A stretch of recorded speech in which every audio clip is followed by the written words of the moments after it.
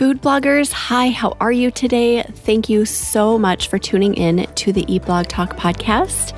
This is the place for food bloggers to get information and inspiration to accelerate your blog's growth and ultimately help you to achieve your freedom, whether that's financial, personal, or professional. I'm Megan Porta. I have been a food blogger for 13 years, so I understand how isolating food blogging can be. I'm on a mission to motivate, inspire, and most importantly, let each and every food blogger, including you, know that you are heard and supported. This episode brings a topic that we really do not touch on much at all here on Eat Blog Talk. So I loved that Wan Na Chun from One Pot Wellness joined me to give it some attention. She is a food blogger as well as a registered dietitian. So she has that background, that knowledge in all things food and nutrients and health that she brings to the table that helps accentuate her food blogging in a really good way. She brings up some really good points, including reasons why we as food bloggers, no matter what niche we are in, should be talking more about different ingredients that provide different kinds of nutrients for our users, maybe healthier swaps or substitutions for ingredients that we're using or talking about, and how to navigate creating recipes from different cultures that we want to honor and respect while still providing substitutions for people who might want them. We really do get a little bit deep in this episode. It's a really great conversation. Wana brings so much knowledge and value, and she was just super easy to talk to. You guys are going to love her. Yeah, this conversation was amazing. So I hope you enjoy it. It is episode number 451, sponsored by RankIQ. Hey, awesome food bloggers. Before we dig into this episode, I have a really quick favor to ask you. Go to your favorite podcast player, go to Eat Blog Talk, scroll down to the bottom where you see the ratings and review section. Leave Eat Blog Talk a 5-star rating if you love this podcast and leave a great review. This will only benefit this podcast. It adds value, and I so very much appreciate your efforts with this. Thank you so much for doing this. Okay, now on to the episode. Wan Na Chun is a registered dietitian and personal trainer. Her blog, One Pot Wellness, is focused on prioritizing self-care through nutrition, physical health, and mental health for the busy working professional. Wana, welcome to Eat Blog Talk. It's so good to have you here as a guest. How are you today? Hi, Megan. I'm doing so well. How are you? I'm doing good. I always love it when people ask me that back. I'm like, thank you. I'm good too. Yeah, you are my last interview of the day. It's been such a good day of interviews, and what a great note to end on. I love this topic. We haven't really talked about this topic much, and if we have, it's been a long time ago. So I think it's good to refresh on this. But first, do you have a fun fact to share? Yes. So my husband and I are the biggest Costco fans. We go every single week. And keep in mind, I am 26 and he is 29. We both live together, don't have kids, don't have pets, but we are diehard Costco fans. And we go shamefully once, sometimes even like 3 times a week, sometimes like in the wintertime when it is cold, dreary outside, why not walk into Costco? And that way we can kind of get in some entertainment. We can get a walk in. So it is by far my favorite place. I'd say I do 95% of my shopping at Costco, and just everything from the service, from the quality of the products. It's just so amazing. And we're big, big fans. In fact, in both of our vows, which we did not plan this together, but we both mentioned how we bonded over our love for Costco. Oh my gosh. So that is how much of a fan we are. Oh my gosh. Okay. I have about 1 million questions I could ask you, but I'll ask you just a couple. So what days of the week are best to go? I'd say, so there are, and my husband will probably get mad at me for saying this, but there are special manager deals that Costco releases. They end in 9/7 or a 00. And so whenever you go into Costco and you see an item that's marked down to like 497, it's a special manager deal that only applies to that store. And so we've been finding that typically on like Saturday mornings is kind of when Costco starts to like mark down certain items. And again, this will vary depending on which Costco you go to, but at least the Costco that we go to here locally, we find that going on a Saturday, it's like we find all of these hidden special manager deals. And that's what really excites us. We're very frugal people. And so when we see a special deal, we get all excited. And so I'd say definitely check around with like your local Costco. The mornings also, like around 11 o'clock is when the samples start. And so if you want to go that for was the my next question. yeah. Yes. So anywhere between like 11 a.m. to 2 p.m., that's really the prime time for samples. Okay. Do you you should start a section on your website for Costco info. Do you have anything like that? You know, I really should. And actually, one of my best friends suggested to me that I should start like an Instagram or a TikTok Yes. account, basically walking through Costco, kind of like sharing all of these deals, like tips and tricks. It's just one of those things that's like, you know, the shiny objects. I'm really trying to keep tunnel vision here in my business, but eventually I think I would love to do that. And like, it just makes sense, you know, like I go every week. And so why not put the content out there? And I know for a fact that there is a diehard Costco fan club out there. So I definitely would have the audience already out there for me. You would, for sure. I think there's massive opportunity there for you. When you have the time and energy, of course, no rush. It's always going to be there. Yes, for sure. Okay, super fun to learn that about you. So if I have any Costco questions in the future, I will come Send to my them over. resource and friend, Yes. Wan Na. Absolutely. Be happy to answer those. Awesome. I love it. Okay, so you're going to talk about kind of just thinking about, adding other options to our recipes when it comes to recipe development. So things that are more nutrient dense, and also some things to think about as we are writing our posts when it comes to ingredients and nutrients and, all of that stuff. Because you are a registered dietitian as well as a food blogger, you have kind of greater insights there. So first, Wan Na, would you mind telling us a little bit about your blog? Yes. So it is still in its infancy stage. At this point, I'd say the blog has been, I've been truly blogging for just shy of 6 months. I started my website probably in January, but, my first couple of posts, I didn't really know what I was doing. I thought I wanted to focus on like more affiliate marketing, writing posts about like kitchen gadgets. So that's kind of where I started off. And I soon came to realize that I hated writing about things that it wasn't food related. And so I, at the time, was working as a registered dietitian in a hospital, which that is typically where dietitians start off with, is kind of in a hospital setting. And I soon, very quickly realized that that was not the space for me. I absolutely hated it. And my mental health really took a toll. And that's kind of where, I can go on another podcast even talking about mental health, but that's kind of where I was like, okay, this isn't working. Let me find something, So I started exploring other creative outlets. I had an Instagram page where I was sharing different recipes, and I had started this Instagram page, it's probably 12 years ago, like way back when Instagram was just kind of focusing on photos and like carousels and things like that.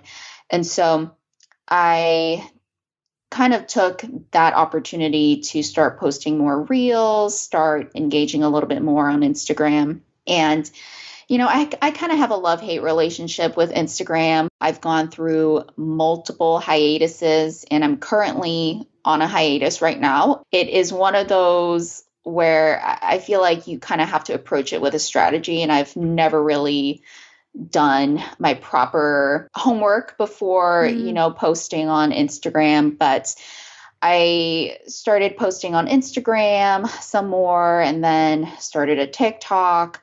And so I'm kind of going on a tangent here, but basically was trying to find ways to go outside of the clinical space and kind of found a way to leave my full-time job to pursue something more creative, because I'm started to realize that I am much more creative in what I like to do. I really love being in the kitchen. I really love sharing different recipes. I love developing different recipes. And so that was kind of how my introduction into food blogging started to unfold, because I found Food Blogger Pro, and seeing people like actually make a money by sharing their content online.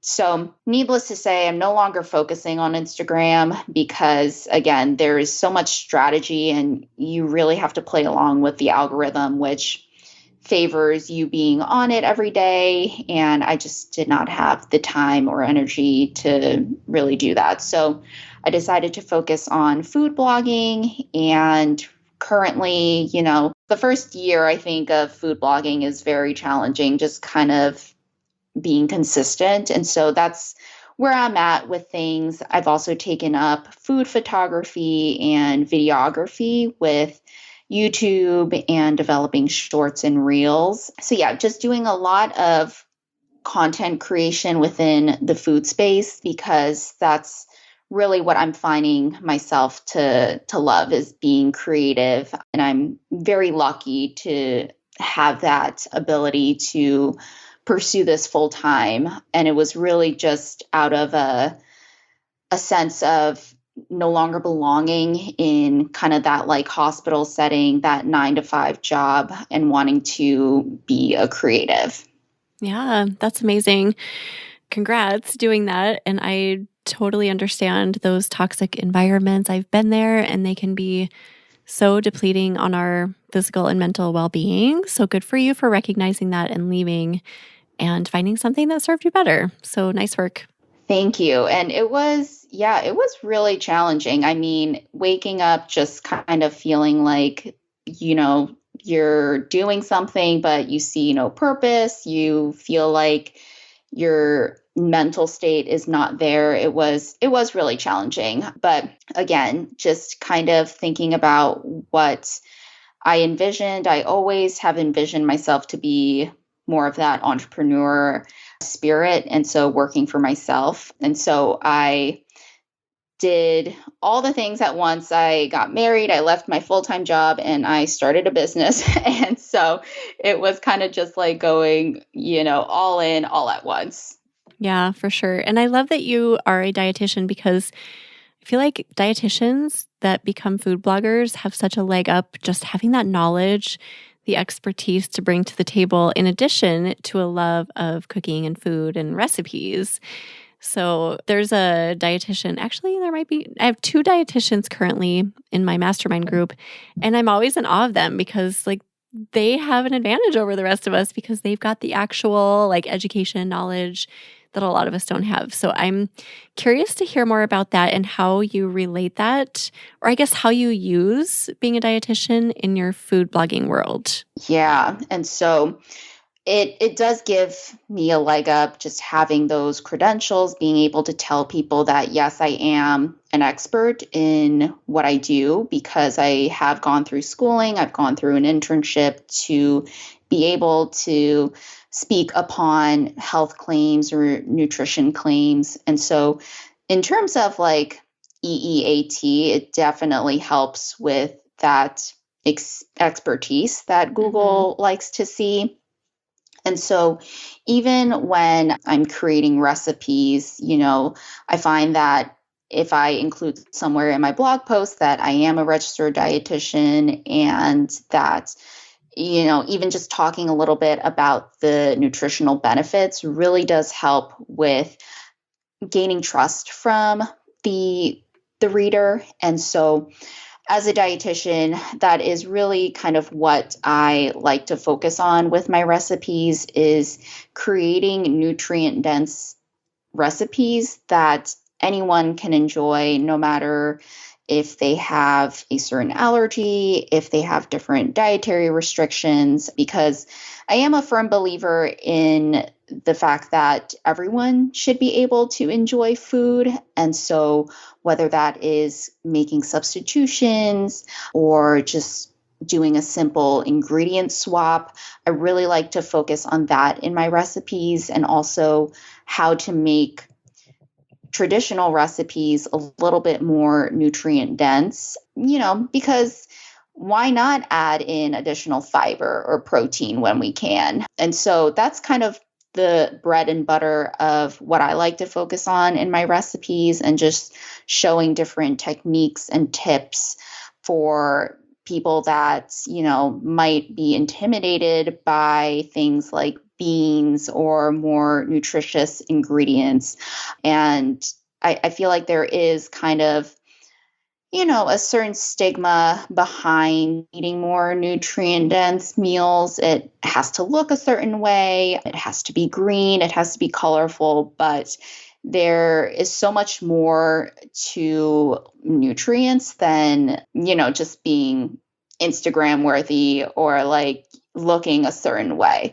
So that's really what I like to focus on in my recipes. I love this. And I think this is something that we could all do, but as non-dietitians, most of us anyway, how do you recommend that we do this? Because I personally steer toward avoiding talking about nutrient-dense foods because I don't want to make any claims and say something that I don't even know what I'm talking about. You know what I mean? Like I can Google something, but is that real?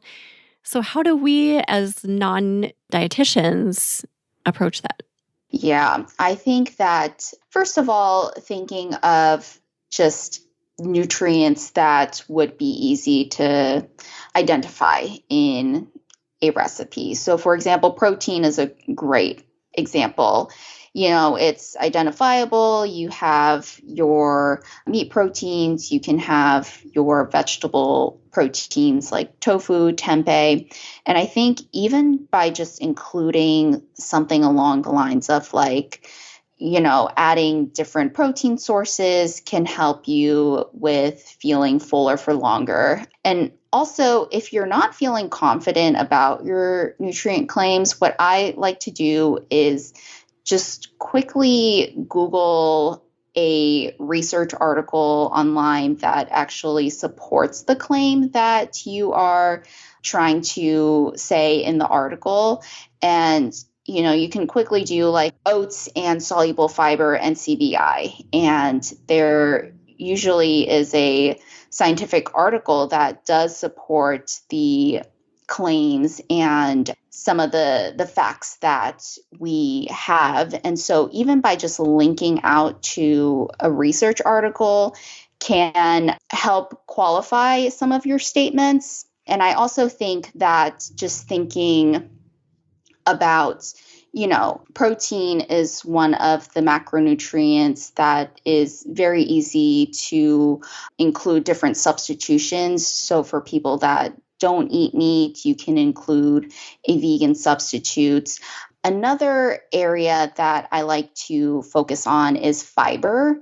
And so fiber is found in our grains, our vegetables, fruits, and fiber is honestly one of the most underrated nutrients. And I think that as food bloggers, we should be able to just talk on a high level a little bit about the ingredients and talk a little bit about what they do. We already go into detail about how they taste. So why not just add a short, simple sentence on something along the lines of like, what it does to your body. And people do like to know that what they're eating is also good for them. And so by doing, a simple search on kind of nutrition facts about your ingredients, and having that in your blog post, I think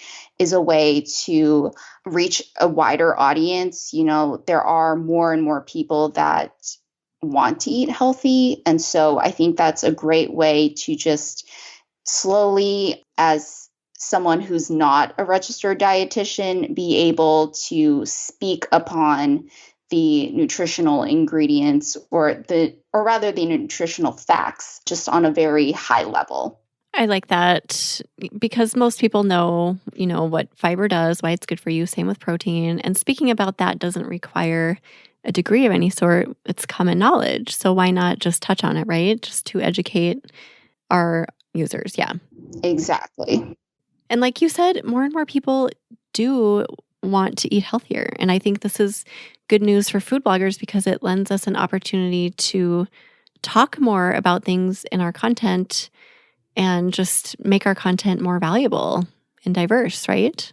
Yeah. And I think also sometimes, when we talk about recipe development, I feel like sometimes recipes hold a very special place in, like either their families, it's a family hip recipe or it's a cultural recipe.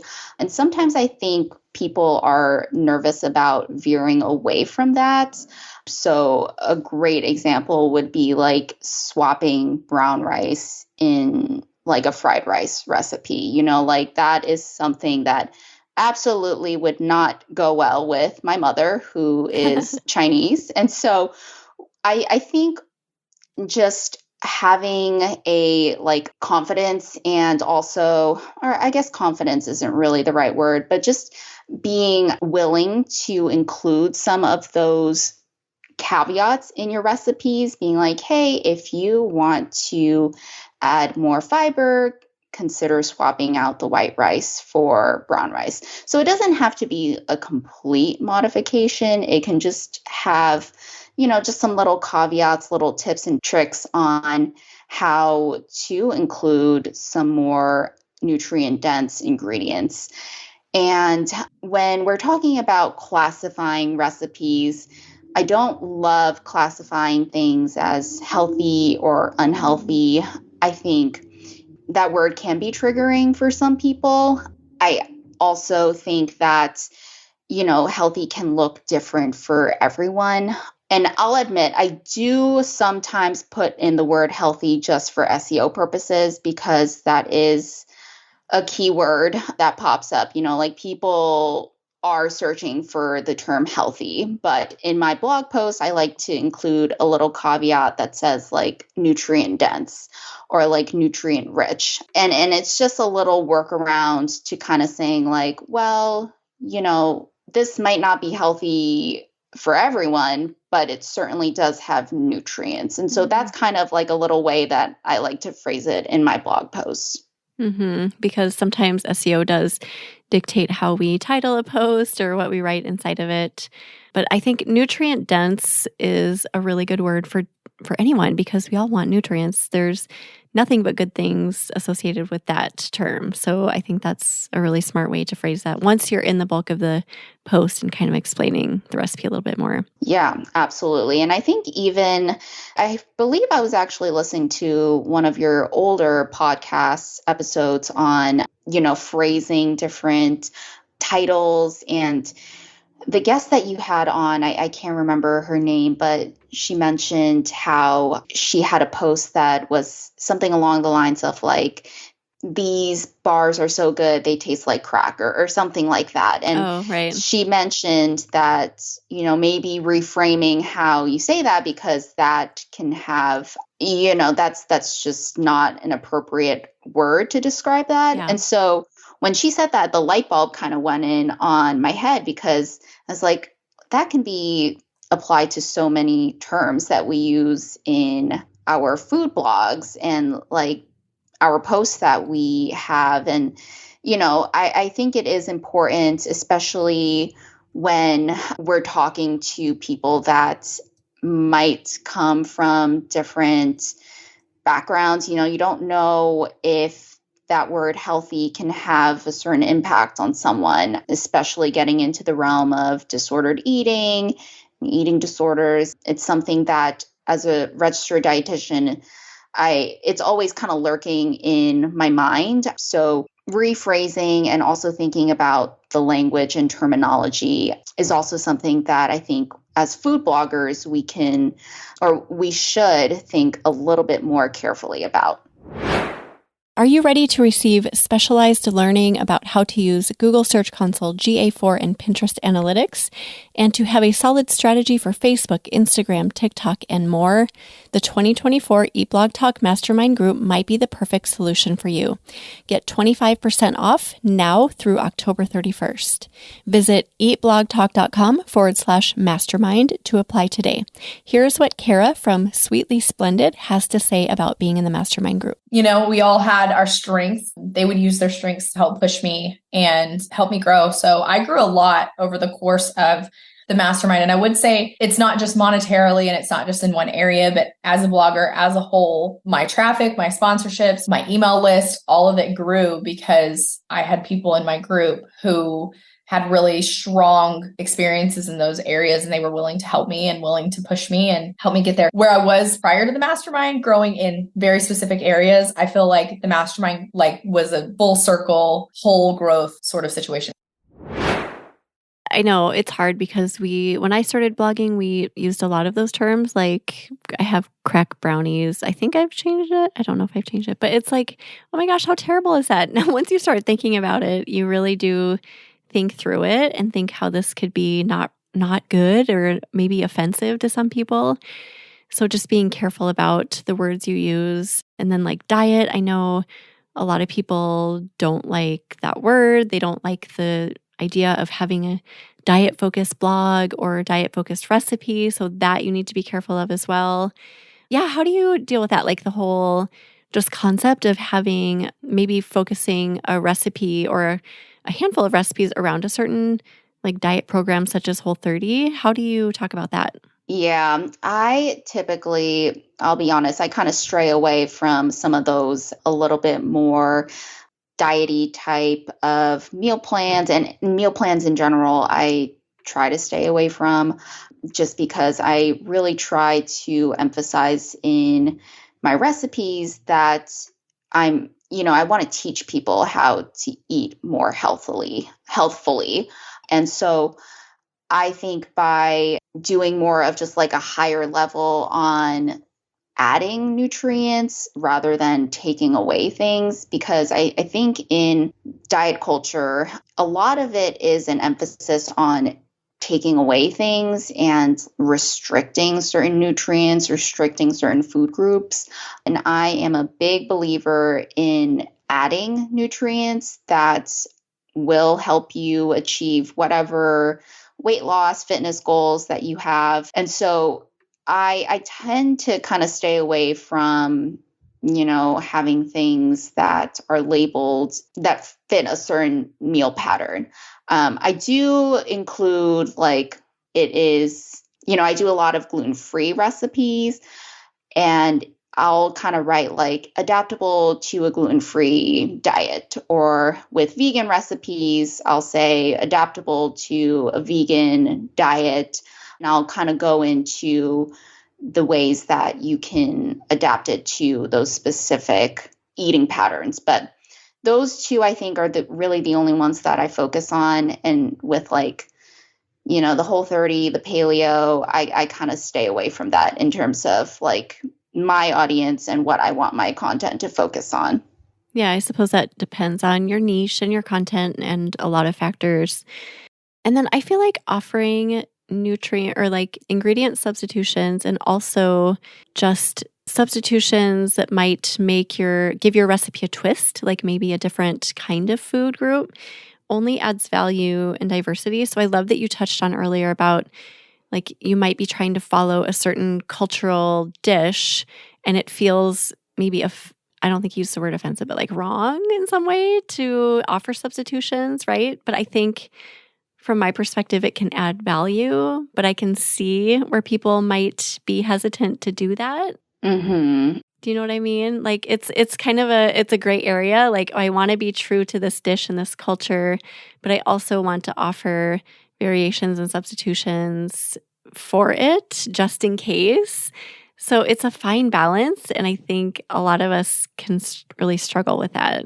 Yeah, and with the cultural dishes specifically, I like to add a little caveat in the title saying like inspired by this dish. And so I think not labeling a recipe as an authentic, Thai coconut curry or whatever, but rather wording it as inspired by a Thai coconut curry can kind of relieve the pressure from some of the negative pushback that you might get. And I'll still get it in some of the recipes and even the videos that I post, like, make it, but it usually is kind of more positive. Like people that are from that culture will say like, oh, make this in a tagine instead of a Dutch oven. And so I think there is a way to incorporate cultural recipes in a way that is not offensive, but rather just inspired, and making it clear that you're making it your own. You're not trying to emulate the original recipe, not claiming that it is authentic by any means, but rather just inspired. And I think people will respond positively to that if you make it known that you're simply just recreating the dish in your own way. Yeah. If people want, though, they still find reason to get offended, right? I mean, even I know food bloggers who do that.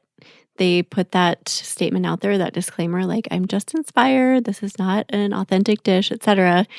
But they still get comments like, you're such a jerk. How could you ever post? Like people, if they want to, still find a way to share their offense, their feeling offended with you. That is a good point. And, actually, I heard something very interesting the other day, and this specifically was for YouTube. And someone said something about the fact that, like, well, even the negative comments are welcomed because it's engagement. Like YouTube sees it as engagement. And so I kind of was like, oh, that's a good point. But yes, the negative comments will always exist, whether or not you're recreating it in a healthier way, a more nutrient dense way, or, the opposite direction. I think that people do have an attachment to food. Food is so much more than fuel, and it is so much more than like what is on the plate. It does have an emotional connection to some people. And so I think that's why, there is sentiment and emotions behind certain recipes, but that is definitely something that I think, just being a content creator, we kind of have to learn how to navigate those negative comments. Yeah, that's a really good point. Just to put a positive spin on it and see it as a positive or a way that you're getting engagement. My husband has been a really good reminder of that for me. He just always, like, every time I'm like, oh my gosh, you wouldn't believe this comment I got about pasta. Like someone is really complaining about my mac and cheese recipe again. It's mac and cheese. It's pasta and cheese. I'm not claiming to be an Italian. Like people find reasons to get upset. And he always reminds me, this is healthy drama. This is good engagement. And that's really kept me level-headed and just seeing that good, because my crockpot mac and cheese recipe got a ton of engagement and traffic early on and still does because of that. So thank you. Say thank you to those people, right? Yes, exactly. And, I think also having just the blinders, you got to put on a pair of sunglasses and just try your best to focus on like the positives. And being an entrepreneur, you always have to find ways to, I guess, take care of yourself emotionally as well. And so I'm so glad that your husband is there to lift you up, because I do find myself getting really fired up about some of the comments. I'm like, what is this? And so it's always good to have people around you that are, just giving you positivity, because sometimes it's hard to block out the negativity. It is. And it's so helpful to have outside reminders, because we can get so in our heads as content creators who work mostly alone. It's really easy to be our own, judge. Like, I don't know. It can be a head game for me. So to have that outside resource saying, wait a second, here's the positive spin, don't worry so much, is so, so helpful.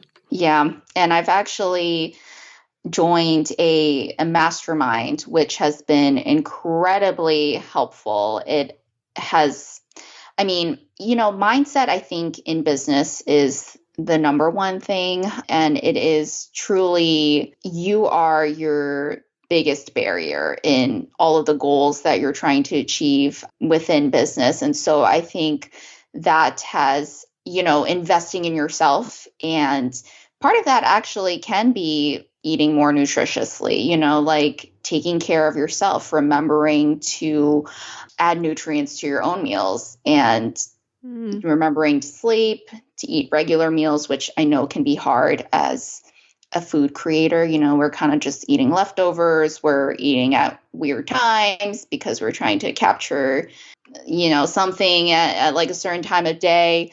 But I think that's also something important to remember as creators, because usually, and depending on whether or not you have a team, but like usually we are the face of our brand. And if we can't show up being the best possible version of ourselves, then it does reflect in our work. That's a really good point, Wan Na, is that not only can this topic provide value to our readers, but it can provide value to us, kind of as a sideline, like, oh, by the way, if you present these options, you will be eating this way too, which will make you a healthier entrepreneur that has a better mindset, so it can have effects on us as well as the person producing all of this content.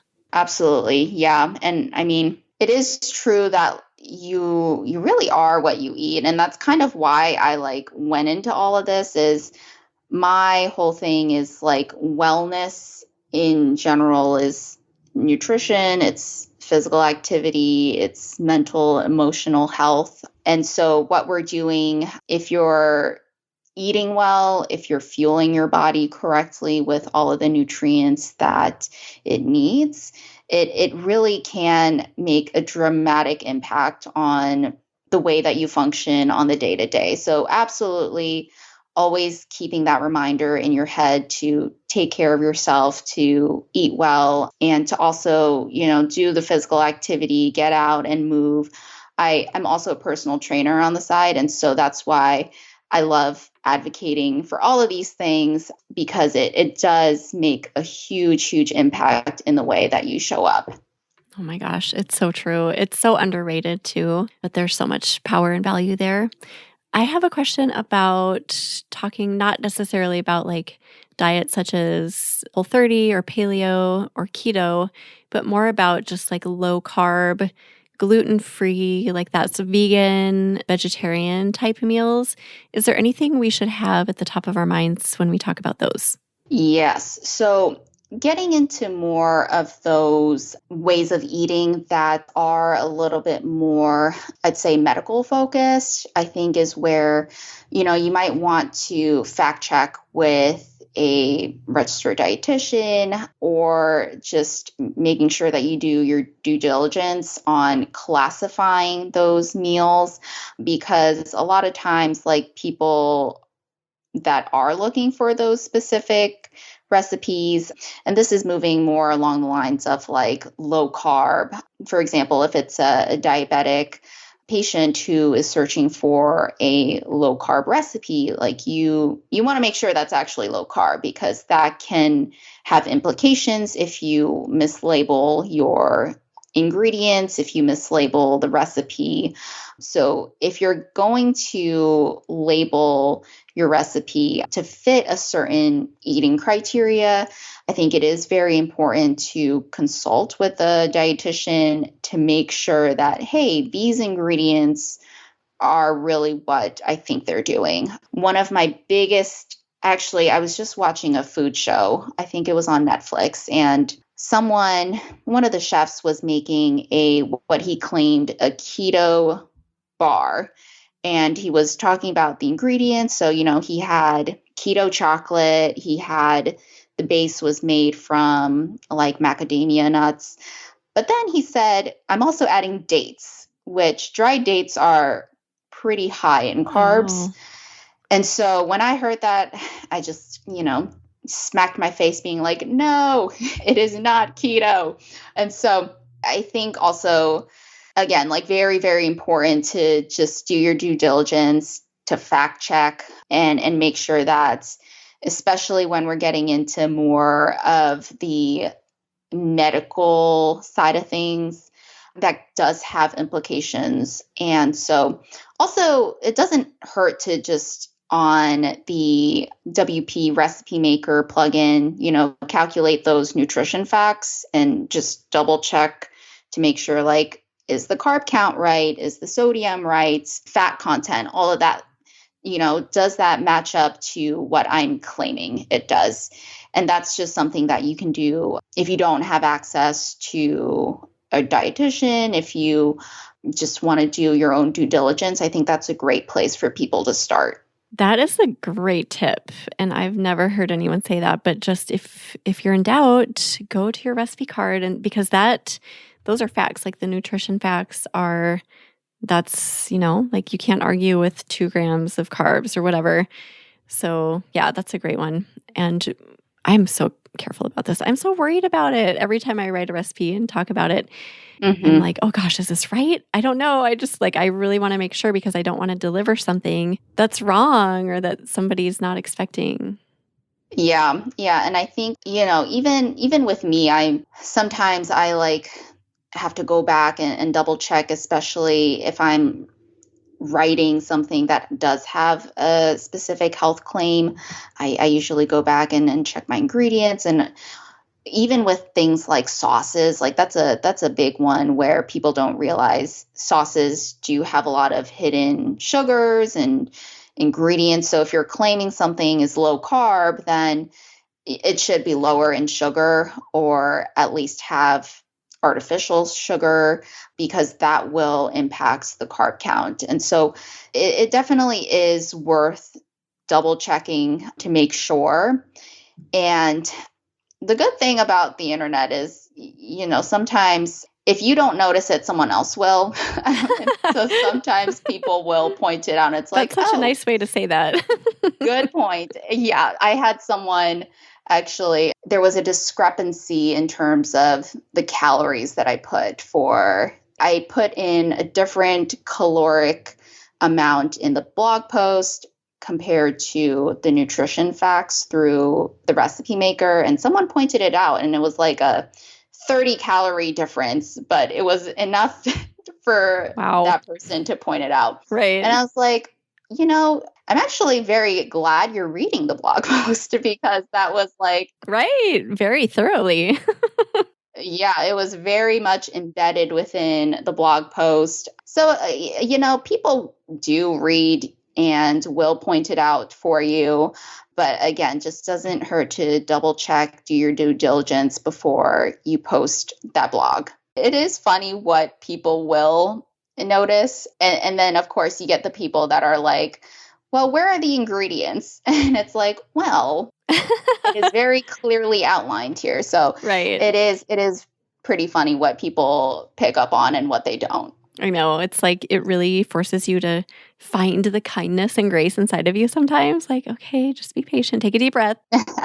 Is there anything we've not touched on, Wana, that you would like to touch on before we say goodbye? I think we covered it. I really just want to encourage food bloggers and recipe developers to think about ways that you can add nutrients to your recipes. So even just like on a higher level, like with a pasta dish, like incorporating a protein source as a way to make that meal more satiating. If you are including like a salad recipe, maybe adding in some beans, some chickpeas to add more fiber.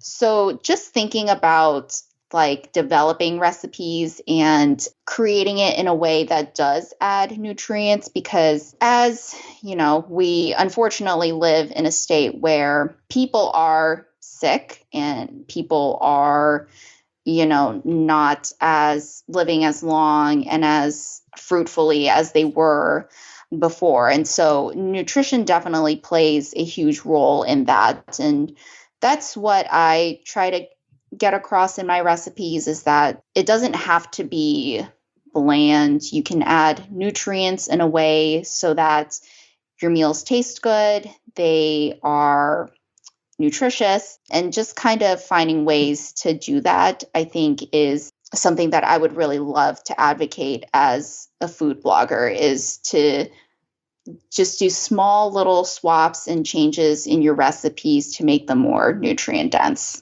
Love this. We don't hear this enough. So it's such a great topic and conversation to bring to the table. So we appreciate you, Wan Na, for doing that. And it's been an absolute pleasure to have this conversation with you. So thank you so much for being here. Absolutely. It was a pleasure speaking with you. And thank you so much for having me on. Do you have either a favorite quote or words of inspiration you want to leave us with, Wan Na? Yes, this is actually something that my business coach tells me all the time, is to do it scared, because when we are comfortable, we're not growing. And this is for all of those new entrepreneurs out there that are taking food blogging, really taking this seriously, turning it into a full-time role.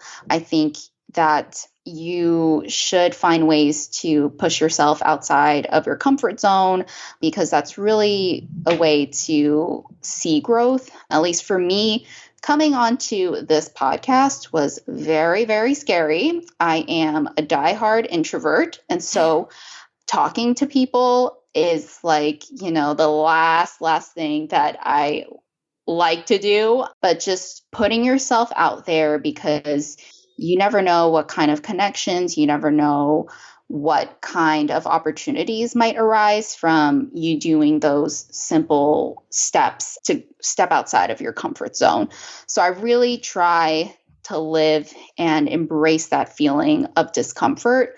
And I will say, Megan, you have been an absolute pleasure to speak with. And so for anyone who is wanting to come on this podcast and is thinking about it, just do it. It is not intimidating. Megan is super sweet. So that is what I'd like to leave with, is do it scared. I love that. And thank you for doing this, even though you did it scared. We appreciate that. And I was going to say, if you weren't, that it's not scary being here. Everyone says, oh, what was I so worried about? That was so easy and fun. So yes, Wan Na said it, and I say it too. Come apply to be on the show, because everyone has value and a story to share.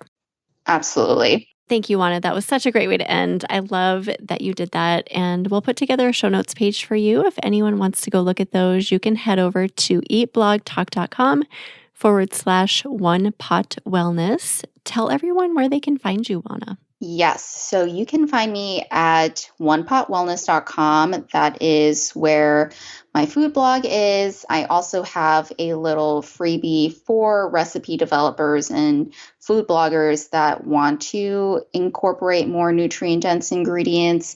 And that is also on my website. And I have everything in terms of, if you want a dietitian to look through your meals, your recipes, just to get a second pair of eyes on some of those qualified health claims. You can find all of that on my website. And again, that is onepotwellness.com. Thank you so much for offering up all of that, Wan Na. And thank you again for being here. And thank you for listening, food bloggers. I will see you all in the next episode. Thank you so much for listening to this episode of Eat Blog Talk. Don't forget to head to forum.eatblogtalk.com to join our free discussion forum and connect with and learn from like-minded peers. I will see you next time.